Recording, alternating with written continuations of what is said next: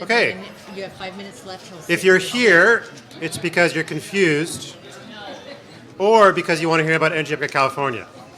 Could be both. So our first speaker will be Linda Pratt.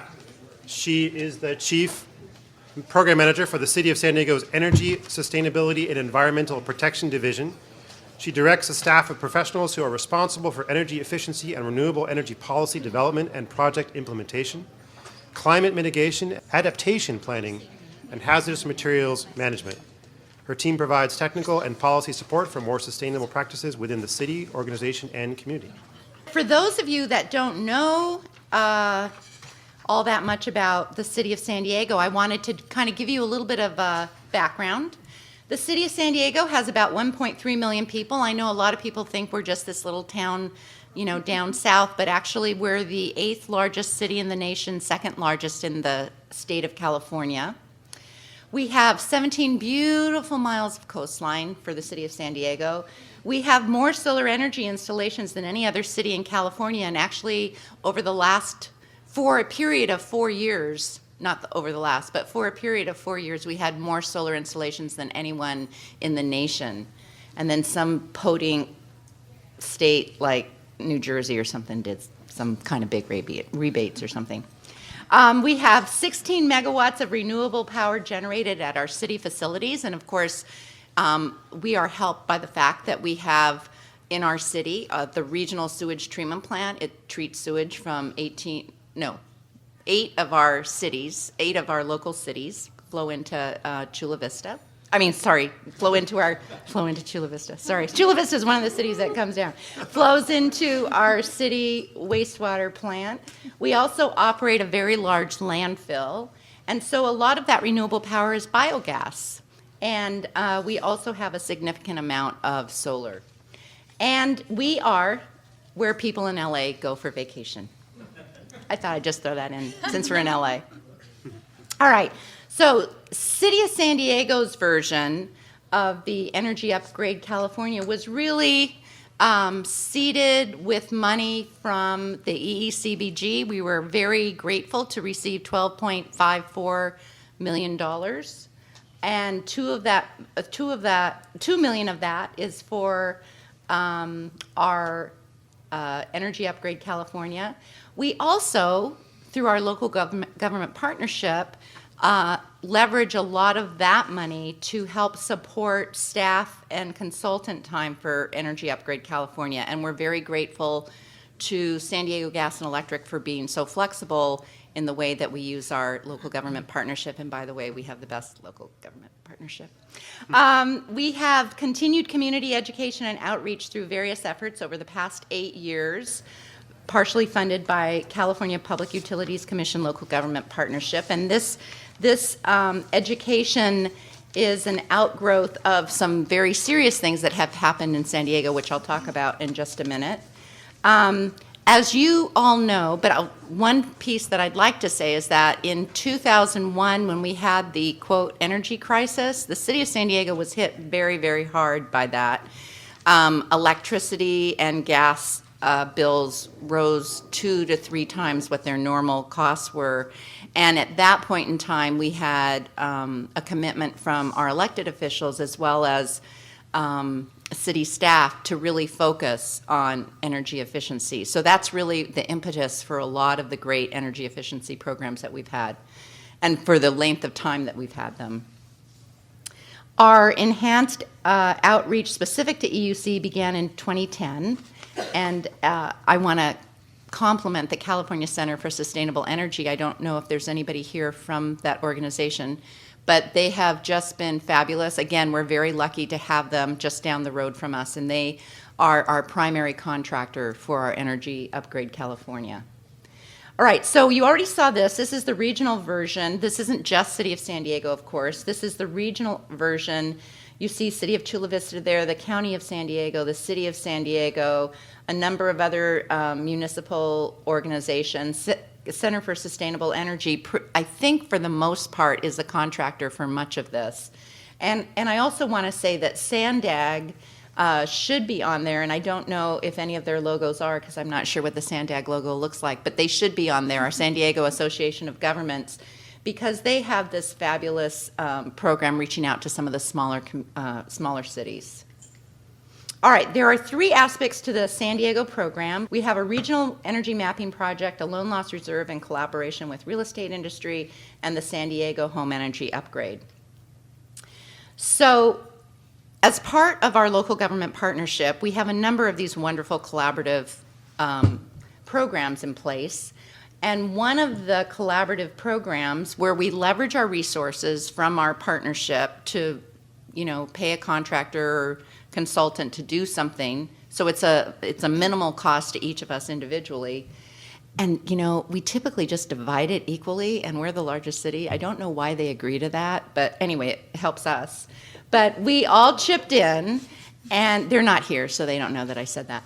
We all chipped in, and we, again, with a contract with the CCSE, we developed this regional mapping project, which is basically having a clearer understanding of the residential energy use and needs and interest for our targeted outreach and education. So we basically have, this overlay on GIS that provides the county assessor parcel database, property value, zip code, and zip code +4, which is about the smallest collection of energy data that we're allowed to get. And then we also have income estimates, and we also have in those zip code +4 the participation level that these homeowners have had in other programs, in other rebate programs for San Diego Gas and Electric, or other programs like if they've been in the California Solar Initiative program. So we have kind of a good understanding of where these targeted areas are. We also obviously have climate zone maps. So all of this helps us figure out, okay, in this climate zone, because we have a number of climate zones in San Diego County, and in the city of San Diego we have 2. In this climate zone, what do we feel is the targeted area where people, have older homes perhaps that haven't been upgraded. The energy use for this zip +4 is maybe higher than it would be in other areas. And we know that there's a good loan to value ratio also from this other data that we have. So, we know where to target. Are you okay, sir? You look like you're... This is amazing. Oh, thank you. Fantastic. Thank you. Thank you. We weren't sure whether it was good or bad. Yeah. And I didn't know if you were Could've having a gone heart either attack. way. I just wanted to make sure you were okay. Okay. See a plant? Okay. Yeah, we're pretty cool. Not we the region, not me, but the region is very cool. So we input all these variables with these, and we have these segmentation goals. So these are all the things I just mentioned, the different information that we have in this regional mapping project. And, you can find out more about that. You can email me or something, and we can talk more about that. So that's one aspect of our Energy Upgrade California. It's knowing who to target. It's knowing who to market to. And then we have these financing mechanisms, and this you won't shake your head on, I guarantee. Our loan loss reserve is funded by CBG, but there is this state program coming, so everyone can really have a loan loss reserve, even if they didn't set one up in their own community at some point soon. And ours isn't doing nearly as well as some of the other great programs that I've heard about today and I've heard elsewhere about. So ours is not as robust as some of the others. We also have a Retrofit Advisory Council, the RAC, and in this Retrofit Advisory Council we have a subcommittee on finance, and that has been really interesting and very helpful, because what we have found is that trying to get the uptake of Energy Upgrade California is pretty difficult sometimes. And so we're thinking, the real estate industry really could be a great champion for us, but they're really concerned about us going crazy and doing a point of sale for energy audits, and nobody wants that. So what we're trying to set up is some kind of a program where we, as part of the home inspector part of the home sale process, we're trying to set up some kind of incentive so that they don't just do a home inspection, but they also do an energy audit. And then we're trying to see if, and this is CCSE is doing most of this work too, but we're working in conjunction with them.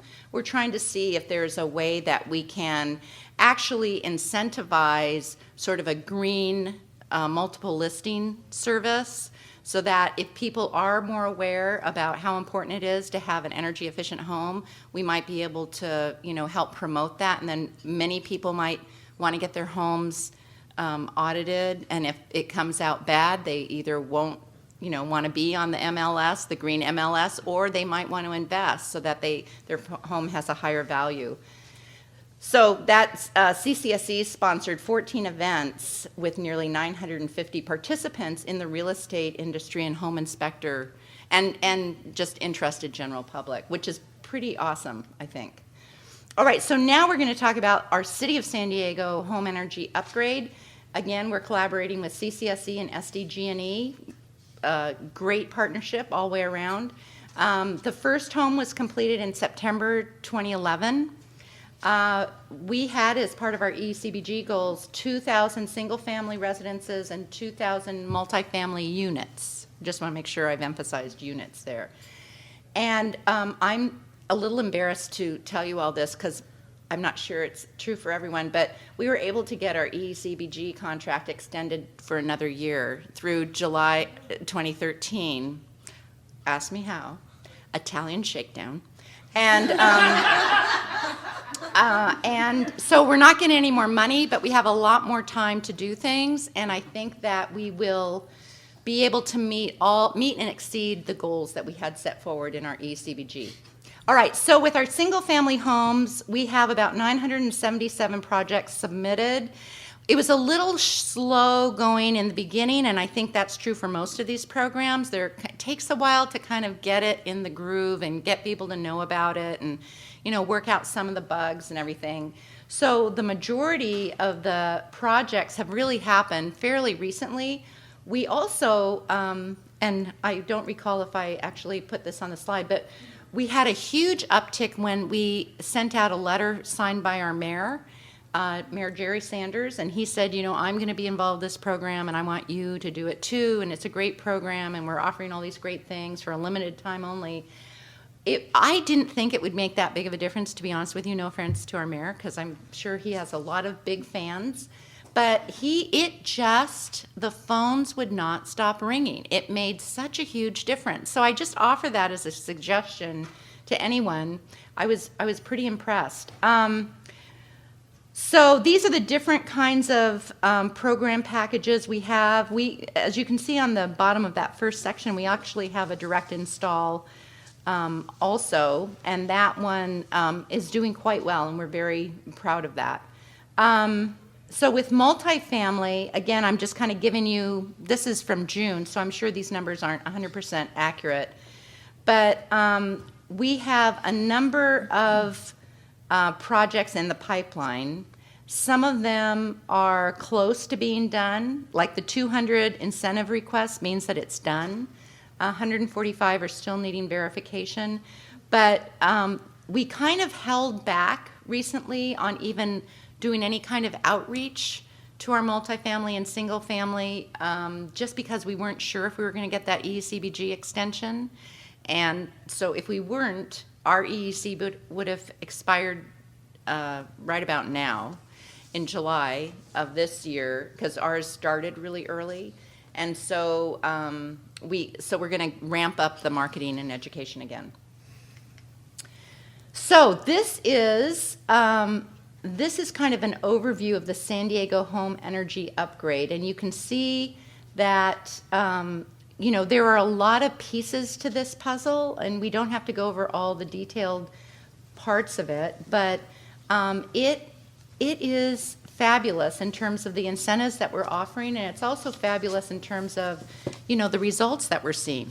The other thing that we're doing that's a little bit different, I think, I'm not sure if anyone else is doing this, is that we have been able to use funding to do a behavior study. So what we're doing with this, as you know, retrofitting the building envelope and all the little equipment is just one part of the equation. And quite frankly, what we have seen and what SDG&E has told us from other programs that they have had in place for a long time is that they will do all of these energy efficiency upgrades. And what happens is that after a while, the amount of energy use goes up commensurate with whatever that monthly bill was before the upgrade. So like the leverage point is the monthly bill. So if you were paying $100 a month, you had this upgrade, you lived your life the way you had been prior to the upgrades, and your bill went down to $50. To increase your comfort level, maybe you now can use your air conditioner or whatever, you pump it up again so that it's back up to $100. So, none of us, I think, really have our head around what we can do to actually help create incentives for changing behavior and changing how we use energy. And so we are really excited about the outcome of this behavior study. It should be ready, I think, in October.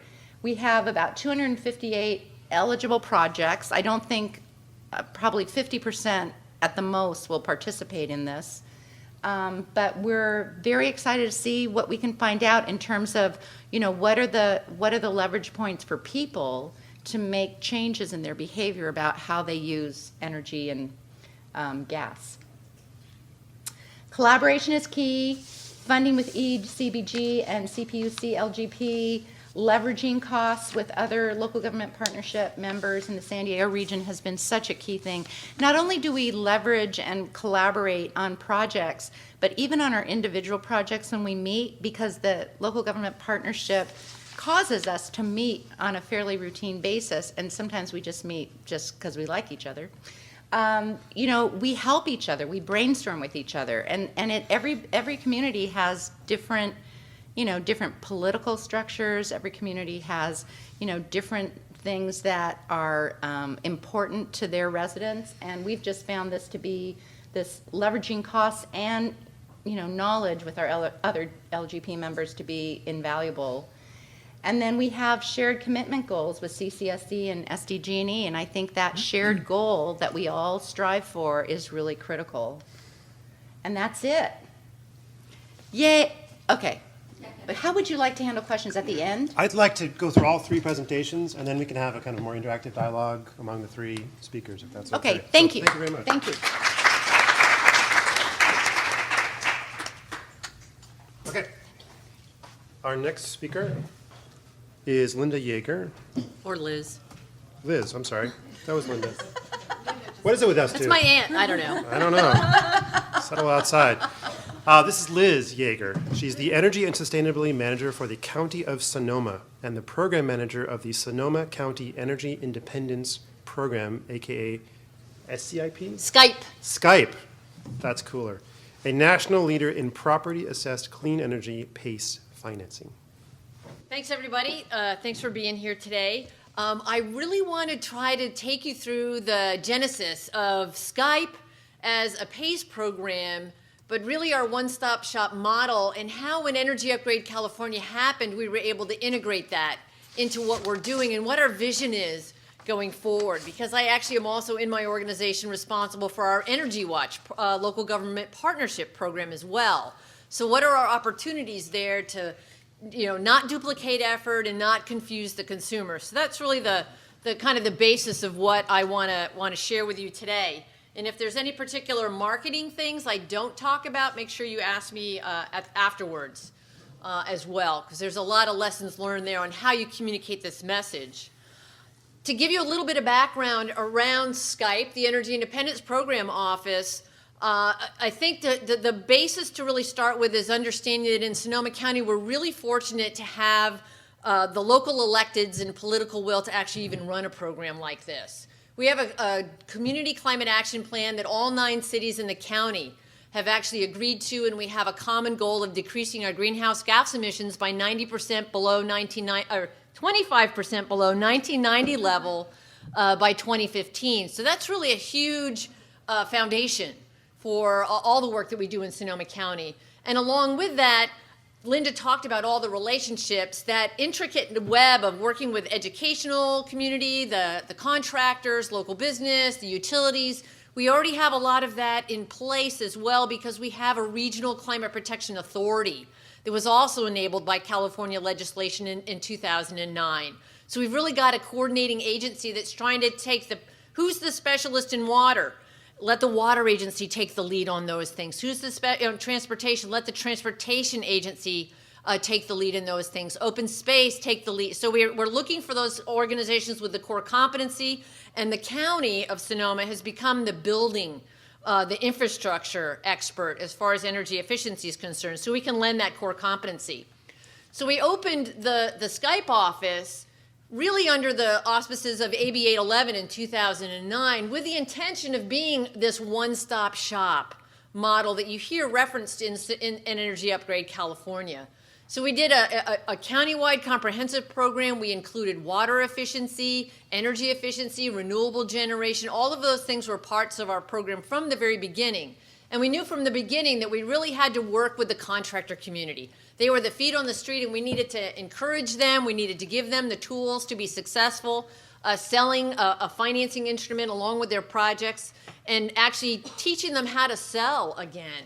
A lot of the folks in the contractor trades had been retrofit folks that were working on word of mouth and didn't really have to sell themselves. So we really had to help them through that process of spending that couple of hours, which they weren't used to doing, with their consumers to explain building performance.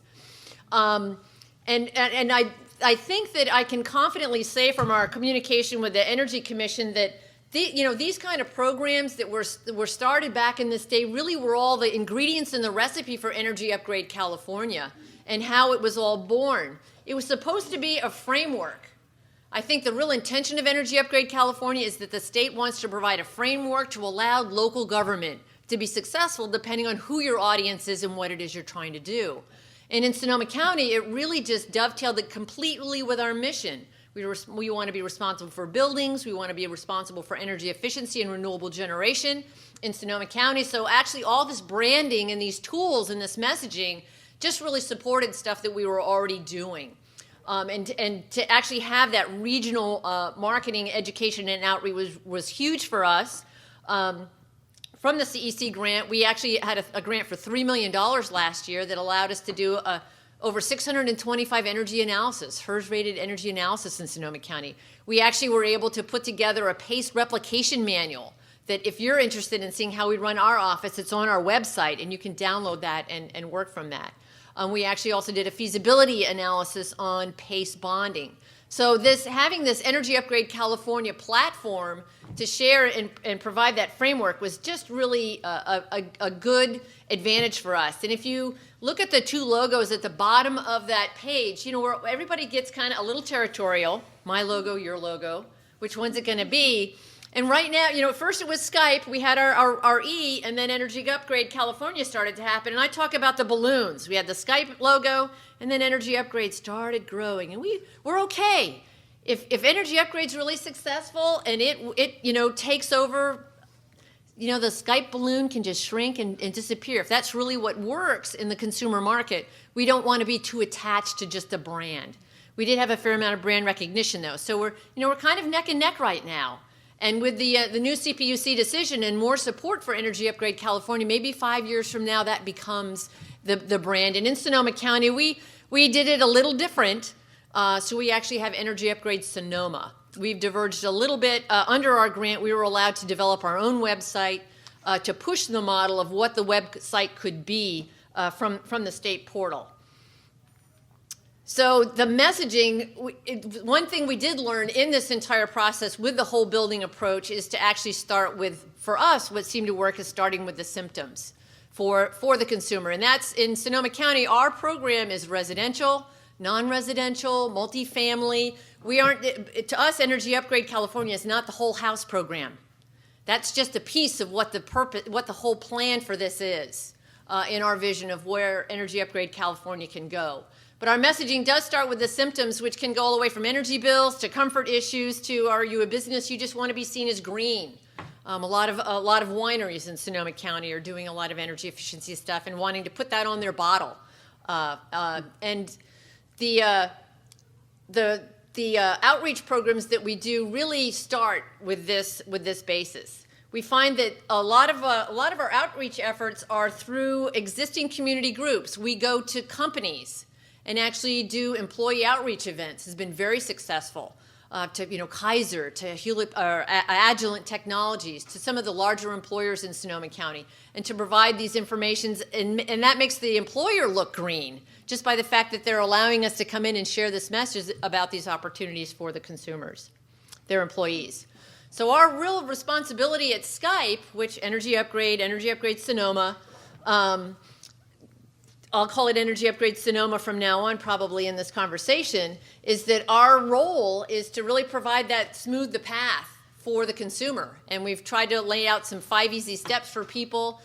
We find a lot of traffic. People come to our office even though we have a website. Sonoma County is kind of that mix of Bay Area, high-tech Silicon Valley stuff, and then another part of the county that's very agricultural and rural, and people don't even check their email. They don't, they don't go onto the web. So we really, and a lot of people live with propane. So it's, we really have an interesting mix there and really need to have that storefront. So in evolving your own energy upgrade kind of a program, you need to know your consumer, you need to know your customers and what will work for them, online and or in the office. And then of course, teaching, education, a huge part of our effort. Which AB 811, in the strictest sense, the funds that we get from that doesn't necessarily afford us the opportunity for all this education. And the Energy Upgrade California model really helps us with that, getting the information out. Of course, the participating contractors, developing the workforce, huge effort for us. And actually having that one brand along with the Skype office and actually trying to not confuse them has really helped locally for the contractor people in Sonoma County. The nice piece about this too is Energy Upgrade Sonoma having responsibility for owning energy efficiency upgrades in the community gives us a central point of collection to try to collect the data, to try to see how effective are we in our efforts as opposed to multiple agencies, everyone else, everybody doing projects and not having a central point of collection for tracking success. The Science and Technology Energy Upgrade California, I think from a branding and informational perspective, has been really huge for us in Sonoma County anyway, in getting consumers aware of how buildings operate as a system. So these are just common informational pictures that many of you may be familiar with. Under Energy Upgrade California, trying to bring the science into building performance with duct test and infrared technology. And actually showing people the data on where most of the problems are in different buildings. These are, I just put through in some slides just as far as communicating the message. So I've got 8 slides I'm going to whip through here because I just don't know. These are pictures from our contractors, things that they find all the time in people's homes. And I just think it's a pretty dramatic message once you start a program to be able to have your contractors build like a data sheet about their company and what the projects they've done and some of these images. Really on our website, having these testimonials and these case studies really just sells neighbor to neighbor, trusted person to trusted person, really what's going on. And then people start to understand why they're so cold in that back bedroom or in that back office. But collapsed ducts, dirty air filters, broken drain pipes, different technology that's outlived its life being replaced by new technology, the just completely disconnected ducts or the insulation that falls off. One of my favorite statistics is that even in homes that are built to Title 24 standards, it's the average in the state of California that 30% of energy is lost in attics and crawl spaces. Little wonder why. This was actually the picture under my own home when I purchased it. Little wildlife problems with the raccoons actually ripping apart the ductwork, and the previous owner didn't seem to feel compelled to mention that. But these are the things that you find. in different homes. So there's lots of opportunity. The technology and the contractors are really starting to learn how to do the work, not necessarily how to communicate the value of that, but it's a lot of great things can happen. Under a tub, sealing up that leak, crawl spaces. So the other part, in Sonoma County, we are also fortunate enough to have a solar collaborative organization. Solar Sonoma County is a collaboration of solar vendors in Sonoma County, and we actually work with them too on this one-stop shop model. They're the experts in solar, but people, if they come through our portal, come through our office, we can direct people to the other experts in the field, because we do want people to reduce and produce in Sonoma County. So we do have formal, what you might call whole house projects that participate in the program. But in Sonoma County, even if someone's just doing a window retrofit and using PACE financing, they're part of our energy upgrade family as well. It's that incremental approach to actually getting the retrofit work done, depending on a person's, in their home, their plan on how they're going to spend their money to get their work done, or their business, if they're replacing failed equipment. Some of it you just have to take it as it comes when you're a business or a homeowner. So the Skype and Energy Upgrade California together, as far as what we feel like our achievements have been, it really has been this one-stop shop storefront model embraced by the contractor community. And together with the Energy Upgrade California Whole House, when you look at our non-residential projects, when you look at the PACE financing, these are some of the statistics we've been able to achieve locally with over 1,750 properties that we've touched and done work on, over $56 million in financing provided through the PACE model. One of my favorite statistics is we have financed over 7 megawatts of solar PV in Sonoma County since opening the Skype program office. And that's, if you look at the CSI website, there's just a bit over 40 megawatts of solar installed in the entire county. So that's a huge portion that we've been able to motivate just in the last 3 or 4 years. Jobs, when we talk about jobs, over 650 job years if you use ERA calculations and looking at that 56 million. And now that's the life cycle of the products. $56 million might include solar panels made in another country. So it's the labor force of that. It's the truck drivers driving them across the country, the products sitting on the shelf. So those are the dollars that go in the total life cycle. We also do a calculation based on our own bid data for local jobs. So we actually kind of reverse engineer bids, and the local community really wants to know that. How many job years are the installers doing the work in Sonoma County? So we provide that information on our website as well. On whole house proper, energy upgrade rebated projects, we also have an average savings greater than 25%.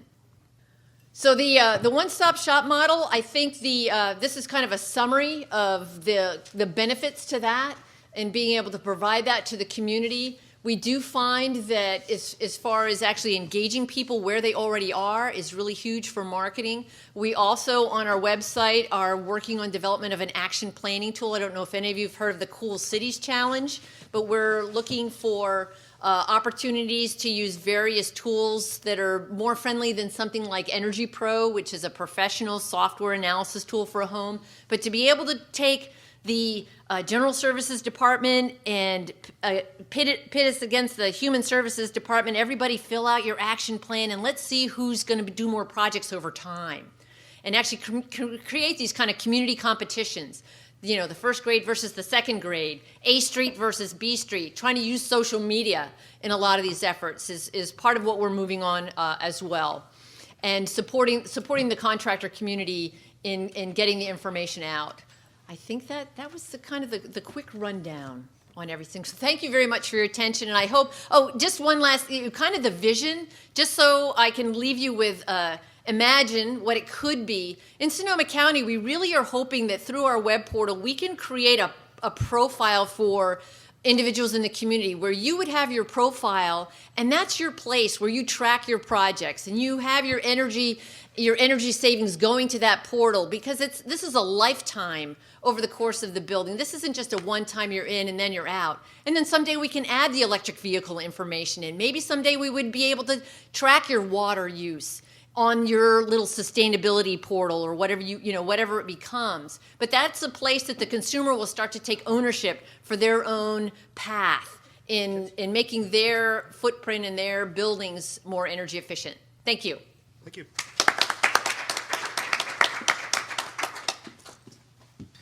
Okay, our next speaker is Mia Kitahara. She provides outreach for StopWaste.org's multifamily green building programs. StopWaste.org is a public agency that designs and implements environmental programs on behalf of Alameda County and its 14 cities. It administers Energy Upgrade California in Alameda County and chairs the California Home Energy Retrofit Coordinating Committee's multifamily subcommittee. So it's my pleasure this afternoon to be able to talk about multifamily specifically under Energy Upgrade California. As Jonathan explained, StopWaste.org is not very evident just by the name, but we are a joint powers authority of the 14 cities, the county of Alameda, and a couple of sanitary districts. And we have been administering the Energy Upgrade California local program, single family and multifamily, as well as taking care of some infrastructure development around Energy Upgrade California more regionally and actually statewide. And I'm going to show you some statewide materials for the multifamily side. In this brief period, I'm going to try to cover all of this, go over all of the, just give an overview of the local government multifamily programs that are being run under Energy Upgrade California currently. I'm going to do a few slides about our local program, what it is, and how to participate in it. And then I'm going to open it up to more the statewide multifamily resources that we've been working on developing through collaborative efforts with other parties across the state. But first, let's talk about the multifamily market in California. How many of you have jurisdictions where multifamily is significant? A few of you? Yeah. It is statewide a significant segment of the residential building stock, approximately a third, higher concentrations in urban areas, of course. Majority of these were constructed before the building energy codes, so there's a huge opportunity here to upgrade them for more efficiency. Just by bringing them up to code would represent a significant improvement. Just as an example, if 14% of the units, or 350,000 dwelling units, were upgraded to 25%, which is kind of what we're seeing in these whole building programs, that would be equivalent to removing 80,000 passenger vehicles from the road. So there's a huge GHG reduction potential there as well. But the multifamily sector is challenging. It's different from the single-family residential sector, so the solution is not as simple as just transferring over single-family programs to multifamily.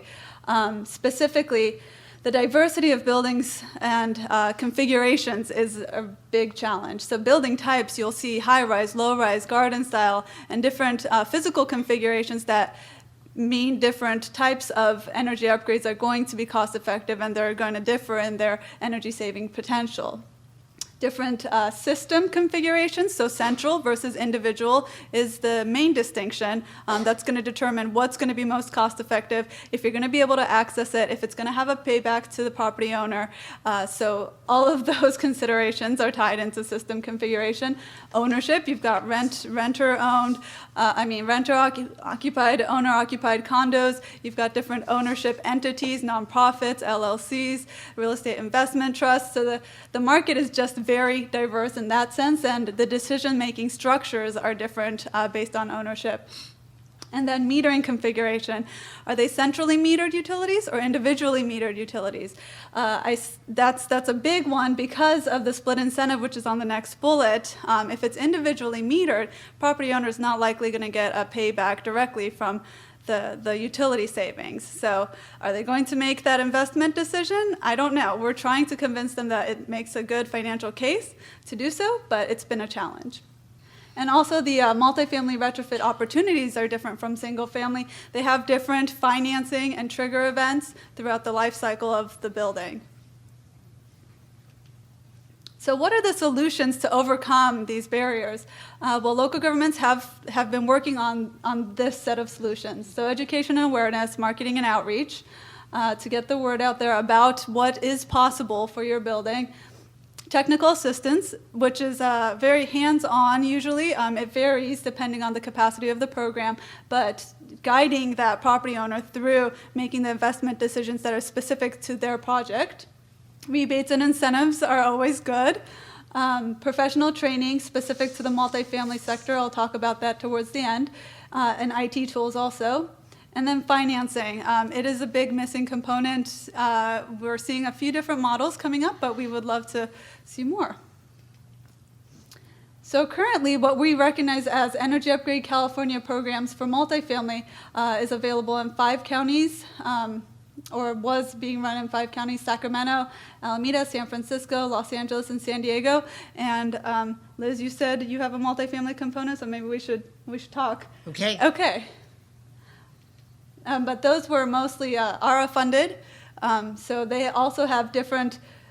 This is small, and they have different. Well, anyway, they have different expiration dates, and they also have different offerings.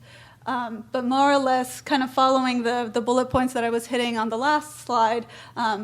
All of the programs offer some level of technical assistance. It really varies to support their enrollment in the rest of the available programs locally. So the other things are either an assessment rebate or an upgrade rebate or green labeling rebates. And more description about each of these programs is available on the multifamily web portal. The link or the URL will be shown later on, but it's just multifamily.energyupgradecalifornia or energyupgradeca.org. And I'm going to now talk about our local program, which consists of 2 components. The technical assistance is the upfront component of really kind of hand-holding that property owner through making those upgrade decisions. And then a green labeling rebate, should the property go through and do an energy upgrade and do additional green measures to be able to qualify that building as a green building at the end of the day, we can give them a rebate to offset the soft costs. So I'm just going to describe those 2 components. So the energy upgrade program pays for a professional consultant that we have on contract to provide technical assistance that's really customized for that property.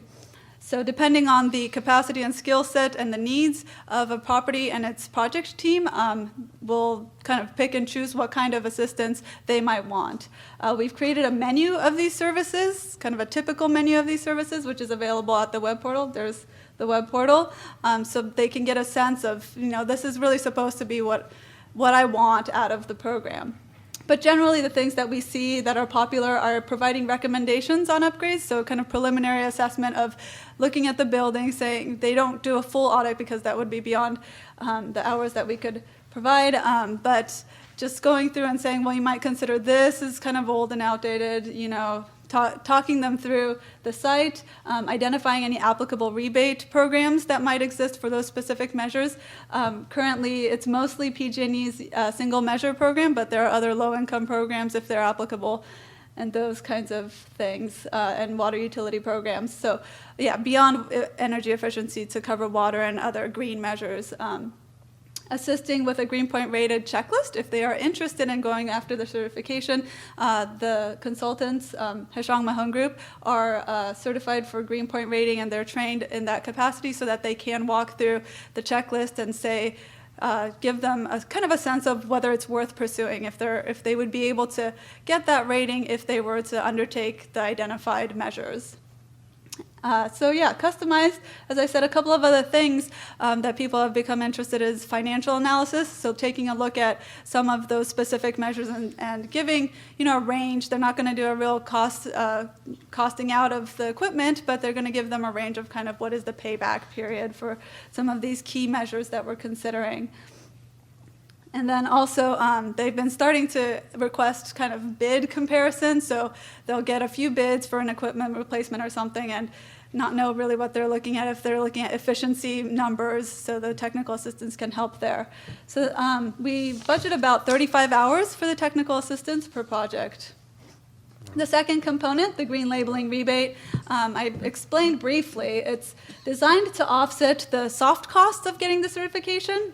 So it's supposed to cover the third-party rater fees, and we're not dictating what that rater fee is. It's dependent on the market and the certification fees through Build It Green, the nonprofit that administers the Greenpoint Rated program. If you don't know about Greenpoint Rated, you can find out more at greenpointrated.com, but it's a statewide residential rating system, labeling system for both single-family, multifamily, new construction, and existing, and it's point-based and flexible. It's the total amount of the rebate. It's kind of fixed. We'll tell them this is your rebate amount, and then if they come in under, then they can keep the balance.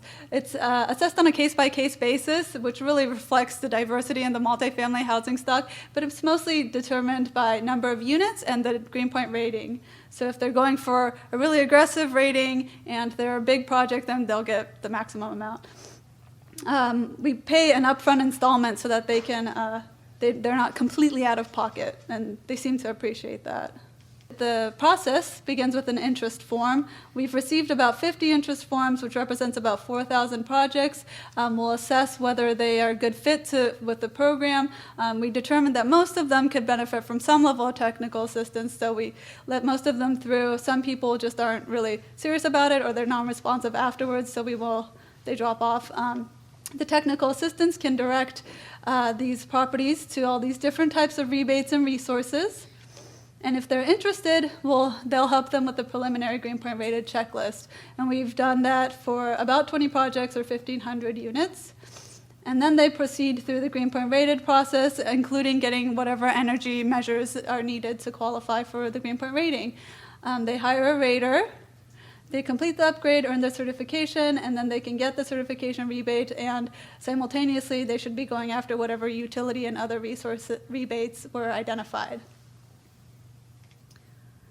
So this is a quick case study. The case study is on the web portal, so I'm not going to labor on this too much, but just to show that it's a whole building approach. They really touched almost every system.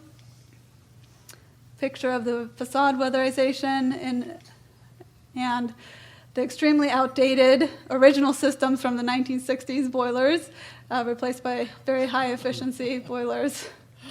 So we like to see this kind of dramatic change. Huh? Plus they look cool. Yeah, they look cool.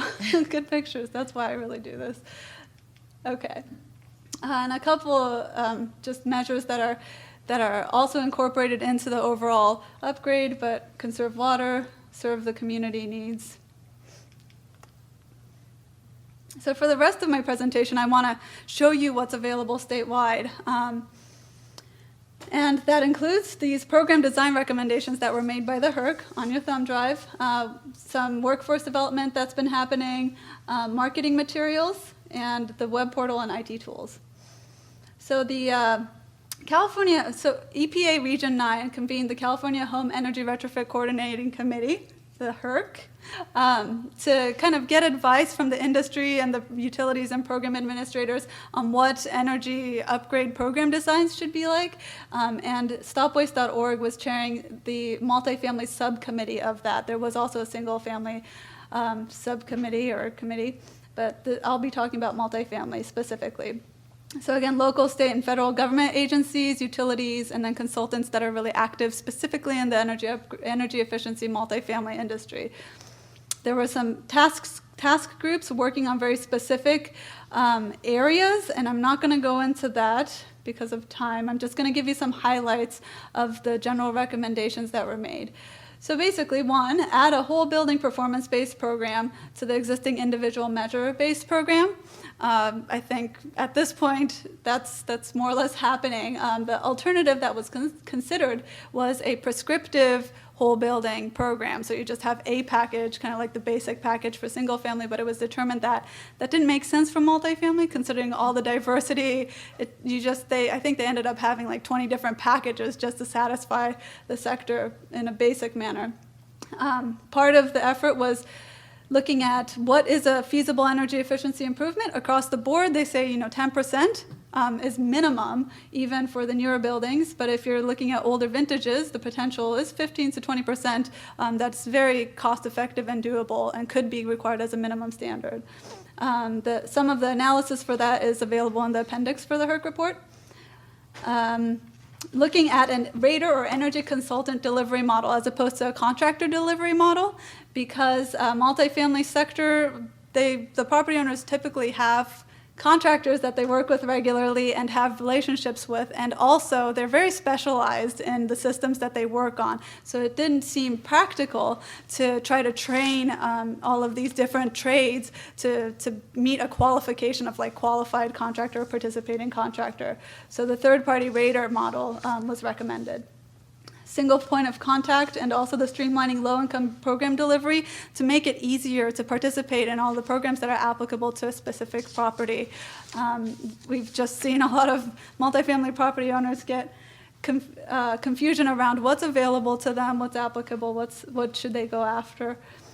And then audit protocols that have been developed. They're also available and have been cited or referenced or adapted by various agencies, weatherization, the tax credit allocation committee and debt limit allocation committees have been referencing them. And more recently, a combustion safety protocol was added as an addendum to that.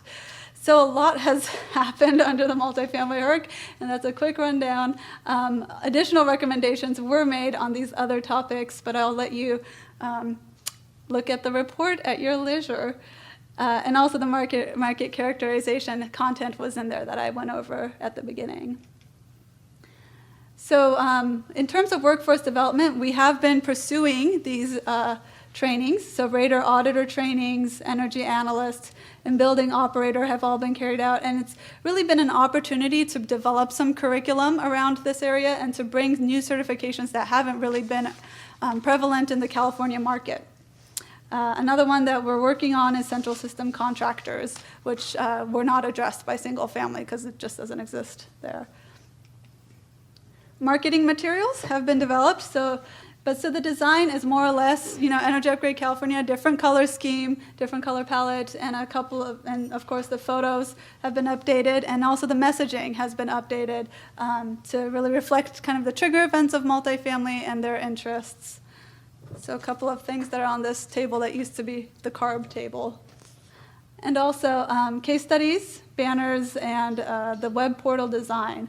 So this is the web portal, a screenshot of it. It contains program description of a general approach to whole building upgrades. What do the steps look like? Why would you want to do it? But also the more specific program descriptions about each of the county's programs and fact sheets about them. And also a collection of case studies from across the different programs. Also on here is where you will find the funding finder, which provides guidance on upgrade approaches and measures based on user-entered planned upgrade measures or existing conditions. Depending on how much information they provide, it'll be determined on the efficiency of the equipment, the age, or the building vintage. There's a whole logic model behind this, but what gets spat out is a list of recommended measures, preliminarily recommended general measures. And then connect you to applicable rebates and incentives based on your location, utility, whether you're low income or whether you have common areas. So this is a screenshot of the funding finder. Across the top, you see the different system categories, and if you hover over, you'll see recommendations drop down. Below, you have the different programs, and you can click down for a little description and a link out to the program and contact information. The last thing is the Compass Portfolio Tracker. I heard a lot of interest, actually, but from the table discussions in tracking data. This is a data tracking software that you can track your utility usage and analyze it. You can benchmark it. It's going to be integrated with Portfolio Manager, but you can also track your upgrades and program participation. So it has a workflow process tracking functionality. It can have Energy Pro uploads and other external files uploaded to that project on a specific building. And then you can compare before and after your retrofit energy comparison. I wish I had that graph, but the graph I chose to insert was the baseline disaggregation. So based on your utility usage And again, this is kind of limited to what you have access to, so it may not contain all of your tenant data, but that's something we're working on. But based on your utility usage data and your location's weather data, it will disaggregate heating and cooling, what's expected to be heating and cooling versus base load, which is plug load lighting, those kinds of non-weather dependent uses, and give you that information so that you can make better decisions and track your performance over time.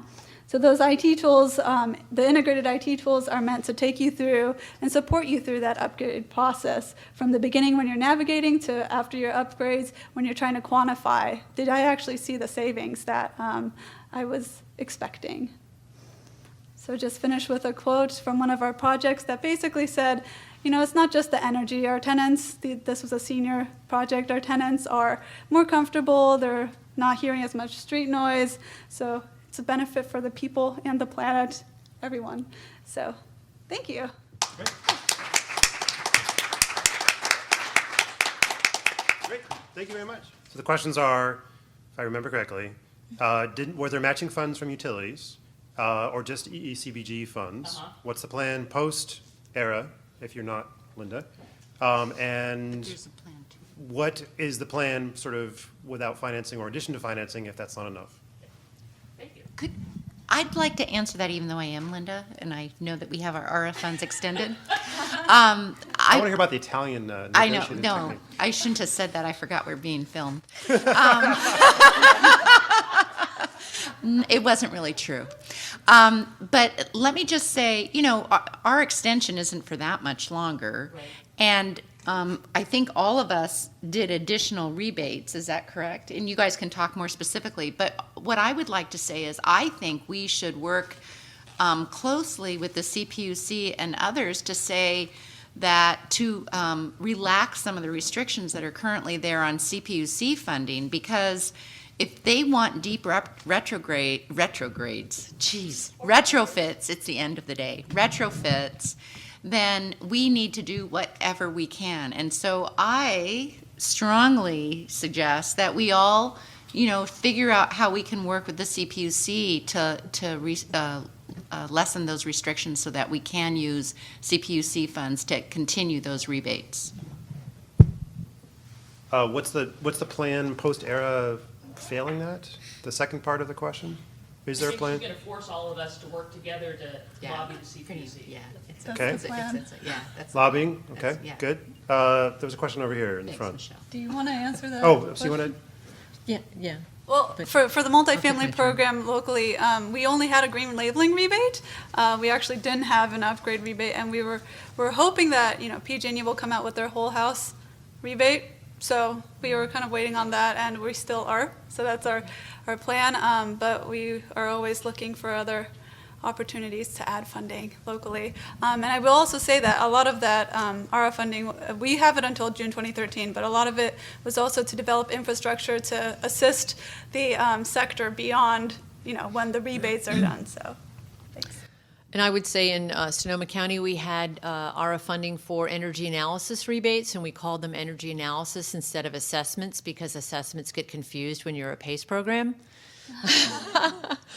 So we did get a lot of funding for energy analysis rebates. And I think the important thing for Sonoma County is how do you define Energy Upgrade California? Like I said, we look at Energy Upgrade California as a framework provided for the state, and it's not just the whole house rebate program from our utility. So all the program, all the everything that we do in the Skype office, Energy Upgrade California Skype, even our PACE projects that may or may not even use the whole house rebates from PG&E, we consider to be part of the Energy Upgrade family. It's getting the work done, not necessarily the funding stream. So it's after post ARA. Along with our continued PACE financing, and we're hopeful for the CPUC decision to actually end up to continue to support Energy Upgrade California, but we're going on anyway, and we'll continue. Okay. There's a question up front here. The question was, after you've done those detailed marketing potential studies by zip code, et cetera, how do you then leverage that to go market your products? So our first step is that we are actually giving to the contractors the results of this mapping project. So we're giving them the map, and the map has different color codes on it, and the color codes say where are the hottest places, hot not meaning temperature, but the best market. And it's, as I said, it's pretty precise in terms of the areas. And so, you know, that's our first line in terms of just getting it to the contractors so that they know, so that they can do their pitches. Because this is a market-driven kind of thing. And then we have a number of other opportunities that we're looking at right now for how we at the municipal government level, what we want to do. But the first step is to get it out there and get it to the contractors. And that, I think, is happening as we speak. The question is there mailings and stuff? We will do that. I mean, we just did the mailing with the mayor's office to a very large group that was not as targeted and got a big uptick in everything. You know, we just found out last week about the extension for EECBG. So now we can focus more on figuring out what we want to do. And mailings are good, and I'm not opposed to mailings because they obviously have a good effect. Yeah, no. But we may want to do door to door, you know, in that we have interns that would love to do something like that. So I don't know. I'm not sure yet, but we have a great group that we're working with on it. Great, thank you. Did you want to add something? I just wanted, along the lines with the maps, just to kind of, we use the same Tableau data in Sonoma County as part of a pilot in Sonoma County. We did a part of the whole neighborhood approach, which was one of the pilots under Energy Upgrade California. And our experience was very limited success with door-to-door knocking or mailing to particular neighborhoods. I think the marketing specialists say you have to touch somebody more than 6 times now just to get their attention. Because, you know, just because of all the information we see. So we found that to be much more limited in the cost effectiveness of that educational money, spending it. So the question was, what advice do you have for a city whose county is not as active in EUC? We're active, so I don't have yours. More counties. In more counties. Oh. The reason that I'm asking that is because it seems like they're, whether it's Stop Waste or whoever else, you've sort of taken it and made it your own. How did you determine that, and how did you do that? Well, in Sonoma County, it was really the County Board of Supervisors. I mean, it was really the political will and the Community Climate Action Plan that the entire county had a common goal. Well, so each county could have had received funding from different sources. So we had received Better Buildings Program funds and State Energy Program funds, and called that our program. So that's why it's a little different from everybody else's programs. And you can just do Energy Upgrade California in whatever county as in terms of branding, or you could probably do it for a city, just ask the CEC. But I don't know, if a city doesn't have county support, it's a little difficult. If you have your own local funds, I bet you could just run with that. I would say we have, in Southern California, examples of cities that receive direct funds from DOE for ERA grants or from the CEC and have done their own stuff independent of the county around them. And there's other programs out there like the CHF has their loan program. That's by county, but anyone can take advantage of it as long as the county's a member of that organization. Yeah. So the question is about PACE and low to moderate income households. That's a catch-as-catch-can about how PACE works. Because of the way PACE works, we don't ask for any income information. We don't get a credit score. So that's not any data that we collect on anybody. It's you're a property owner or you're not. You're up to date on your mortgage and your property tax or not. It's your APNs and your certain segments of the community, you can sort of tell the demographics and things play a role, don't they? I'm just curious. I would have to look at that data. I would say that if to give you an anecdotal comment based on my experience of being in the storefront, most of the people coming into the storefront probably look like me and have my educational background and are probably in my age group. So may I ask, do you plan to do any outreach in the other segments of the community? Absolutely, and I think for you know, looking at Energy Upgrade California and looking at PACE and those things together, is Energy Upgrade California needs to have be the warehouse for a bunch of options for people, and PACE is one of those. But if I think of Sonoma County, a huge part of our demographic is Latino people. And those people tend to be underserved in our community right now. And not necessarily, property owners are not necessarily the people that are going to trust that I'm there to help them. So that every time I speak locally, I always talk about the communities that we're not serving. But it's, it's going to take a while to become their trusted messenger. And for us to do some of the pilots, we're doing an on-bill financing pilot for people who might be in a tenant situation. And hopefully some of the multifamily stuff that working with Stop Waste, we might be able to offer and bring that into the clearinghouse kind of a model. So it's a question about outreach to a point of remodeling or a foreclosure situation where there might be an opportunity to intervene in a home. So I can tell you for remodeling, for the City of San Diego, a lot of our information was given to our Development Services Department, where everyone has to get permits for significant remodels. So, and we held a couple of training sessions for our staff so that they could speak about it intelligently and help promote it. I have no idea if any of those had anything to do with foreclosures. That was not something that we targeted. Speaking of our multifamily program, that was actually a very strategic part of our outreach. Because multifamily upgrades are so capital intensive, it kind of only makes sense to insert, and this is kind of what the trigger event is, to insert an energy efficiency measure into already a planned scope, or to increase the efficiency of something that they're planning to replace. In Sonoma County, we have pointed times in our schedule of communication where we try to make sure we're reaching out to the local Realtors Association. There's a North Coast Builders Exchange, so that's another organization that we communicate with on a regular basis. The local building officials, because they're often involved early on with consumers, and there's also a local Remodelers Association that we've engaged all these different trade organizations regularly. Yeah, so it's about training versus actually realizing contractors to do work and retaining them and making sure that they actually do the jobs, not just get trained to do them. So you're involved in a program like this, aren't you? I know you are.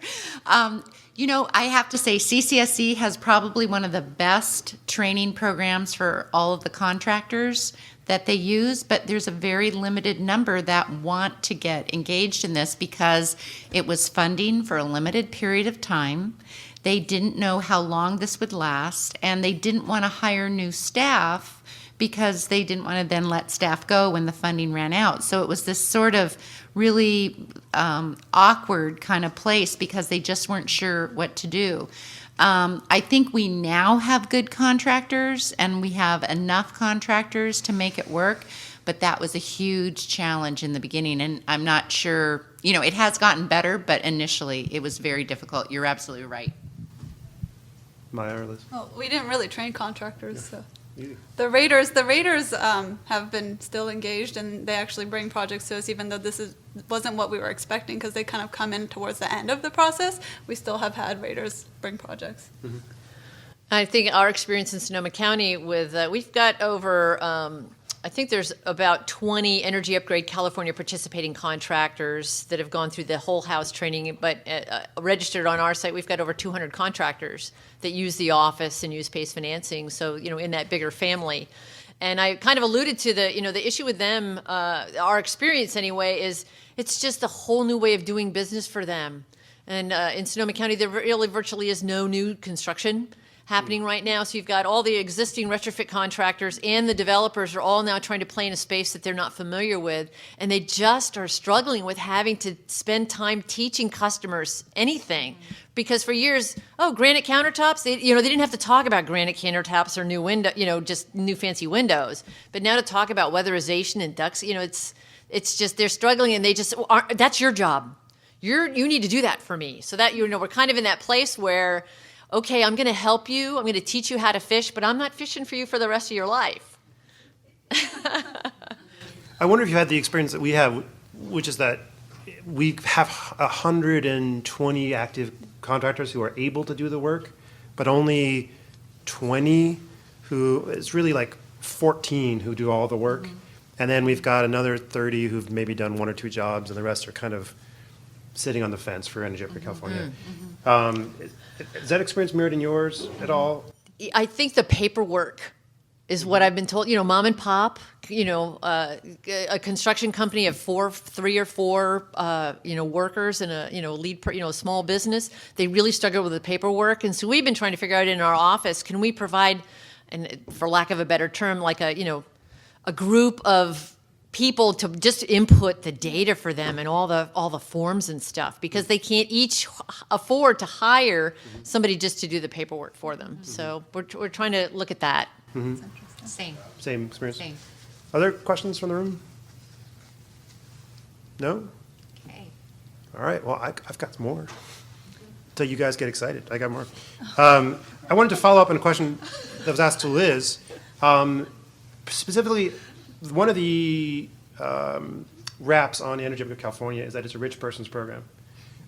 With the exception of multifamily, we're talking about essentially the profile is high net worth individuals, highly educated, who've been in their homes a long time. And I don't know much about PACE, but I'm assuming that your profile, from what you said, kind of matches that. How do you intend to sort of try to get PACE down to the lower income social economic level? Is there a plan for that? How do you expand that offering? Or finance offering in general, but particularly around PACE stuff? You know, I think a part of it is, for us anyway, in Sonoma County, and our communication plan is really recognizing that different groups have, especially if we're talking about different demographic groups around ethnicity and cultural heritage, have different value systems, perhaps. And they, in my experience, my partner being Latino, in particular, those 2 prime demographics in Sonoma County is really understanding the values and being prepared to go and not. It's just a totally different approach. I just don't even know how to explain it. But try it for us to try to go and go to their place and not expect people to come to me as an expert and come see my PowerPoint. I've got all the answers. So we have a different program.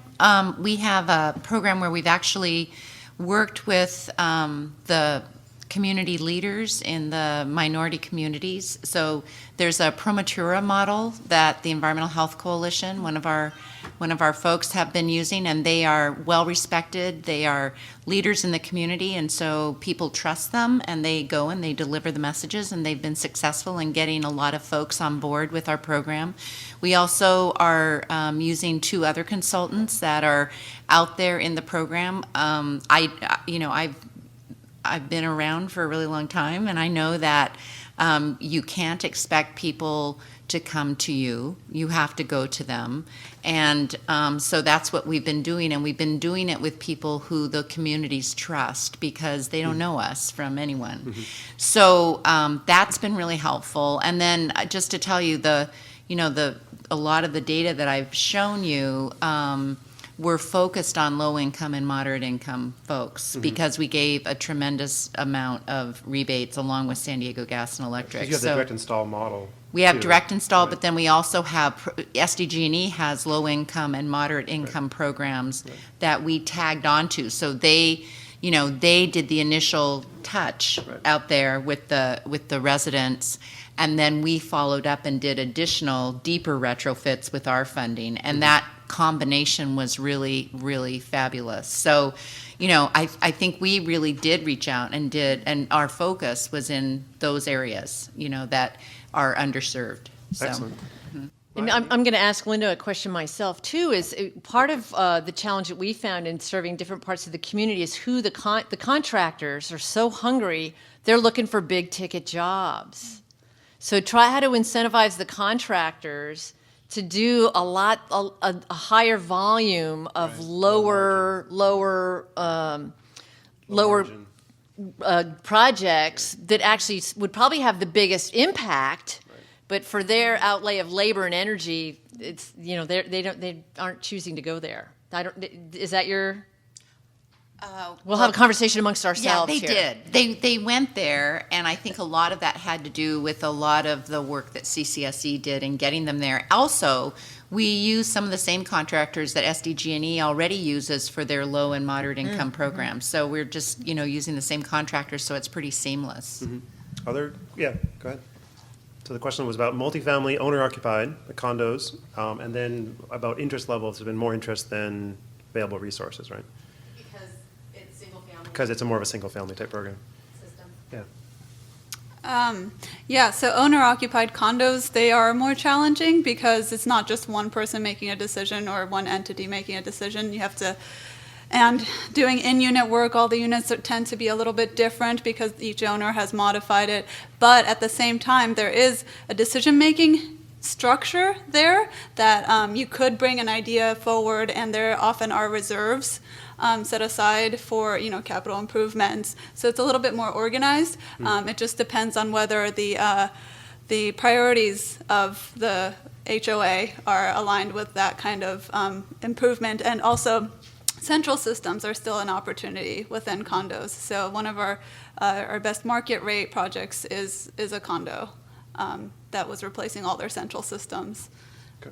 And I will also say, to the previous question, I know it wasn't targeted at me, but in terms of low income, we've seen a lot of affordable housing projects taking advantage of this program. They can leverage other funding sources that tie into this really nicely, that are only available to nonprofit housing developers, and also it seems to be mission aligned with what they're doing anyway. So. Okay. Do you have anything you want to say Wasn't there a second question? about the multifamily, more demand for multifamily given kind of the single-family nature?